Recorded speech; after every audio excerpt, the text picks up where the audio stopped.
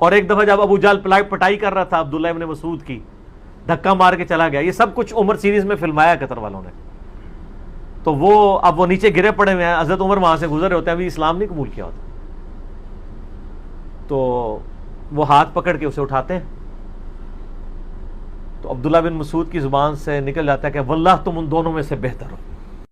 نہیں, سچ وہ بول رہا ہوگا جو الہامی کتابوں کو فالو کرے گا, جو بکش مسلمان ہوگا, وہ سچائی پہ ہوگا. چلا گیا. یہ سب کچھ عمر سیریز میں فلمایا قطر والا. السلام علیکم ورحمۃ اللہ وبرکاتہ. تو ناظرین دیکھیں, آپ نے سماعت فرما لیا کہ انجینئر محمد علی مرزا اب کس طرح علمی کتابی ہونے کی بجائے فلمی ڈرامی ہونے کا ڈھونگ رچا رہے ہیں اور فلموں کے اور ڈراموں کے حوالہ جات پیش کر رہے ہیں. آپ حضرات اس بات کو توجہ سے سماعت فرمائیں اور تعصب کی اینک اتار کر آپ اس بات کو سمجھیں اور سوچیں کہ کس طرح اپنی من مانی سے جو بات اچھی لگی تو اس کو اچھا کہہ دیا, جو بات خود کو بری لگی اس کو برا کہہ دیا, اور سننے والوں کی, چاہنے والوں کی طبیعت بھی ایسے ہی بنا دی گئی ہے. آپ حضرات سن سکتے ہیں. اور جس طرح ڈرامے کا بھی انہوں نے حوالہ دیا, اور اگر کوئی ایسی بات ہو ڈرامے کے اندر جو مرزا صاحب کو اچھی نہ لگے تو مرزا صاحب کیا کہتے ہیں وہ بھی آپ سماعت فرما لیجئے. وہ ڈرامہ بھی بن گیا. اب لوگ کہتے ہیں جی علی بھائی کہتے ہیں غلط ہے, ہم نے تو ڈرامہ دیکھا ہے, تو ڈرامہ ہی دیکھا جی نا, اس کی تو سند ہی کوئی.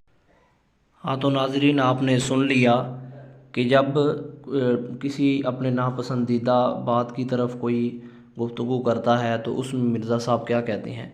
اب ہمارا یہ چیلنج ہے مرزا صاحب کو اور ان کے فالوورز کو, اس بات کا ہمارا چیلنج ہے کہ جو واقعہ انہوں نے اس فلم کے اندر کا بیان کیا کہ حضرت عبداللہ ابن مسعود رضی اللہ تعالیٰ عنہ کو ابو جہل نے مارا, اور معاذ اللہ کس طرح کے لفظ استعمال کیے کہ پٹائی کی, اور یہ بے ادبی والے الفاظ ہیں.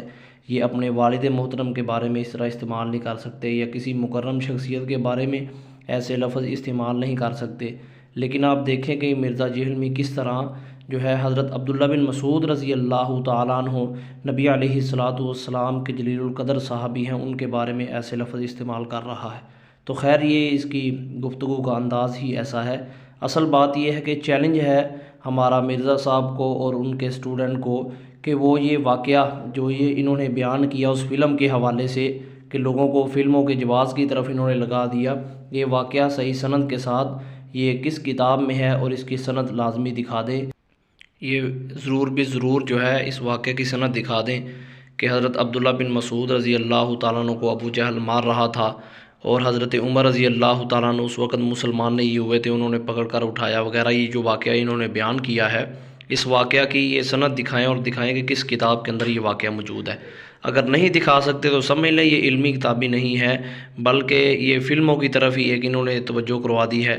تو ان کی یہ عادت ہے کہ جو چیز ان کو پسند ہوتی ہے, چاہے وہ دھروب راٹھی جو ہے وہ کافر ہی کیوں نہ ہو, تو ان کو حافظہ اللہ کہہ دیں گے اور ان کے لیے جناب دعائیں شروع کر دیں گے. اور اگر کسی مسلمان کوئی بھی مسلمان ان کو پسند نہ ہو تو اس کے بارے میں یہ کلمہ کو مشرک اور فلاں فلاں باتیں کر دیں گے.